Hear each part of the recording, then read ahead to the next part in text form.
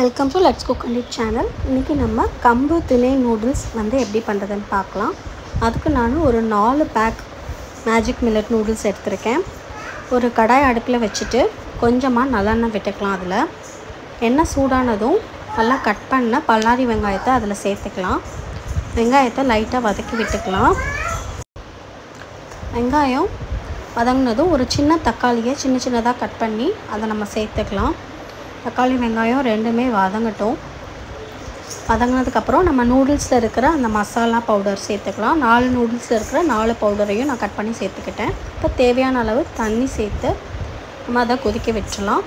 கொஞ்சமாக ஃப்ளேவருக்காக chilli powder, plain chilli powder சேர்த்துக்கலாம்.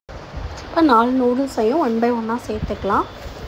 அதுக்கப்புறம் கொஞ்சம் டேஸ்ட்டுக்கு நம்ம ஒரு சிட்டிக்கு உப்பு சேர்த்துக்கலாம். ஏன்னா நம்ம தக்காளி வெங்காயம் சேர்த்துருக்கிறதுனால அதுக்கு நமக்கு உப்பு தேவைப்படுது. அதனால் கொஞ்சமாக சேர்த்துக்கலாம். லைட்டாக சேர்த்துட்டு மூடி வச்சு ஒரு 5 நிமிஷம் நம்ம வேக வச்சுக்கலாம். அவ்வளோதான், நம்மளோட சூப்பரான கம்பு திணை நூடுல்ஸ் ரெடி ஆகிடுச்சு. இதுவே நார்மலாக இருக்கிற மேகி மாதிரி இல்லாமல் இது ரொம்பவே டிஃப்ரெண்ட்டாக இருக்குது. ஸோ நீங்களும் இதை ட்ரை பண்ணி பாருங்கள், உங்களுக்கும் பிடிக்கும். தேங்க்யூ.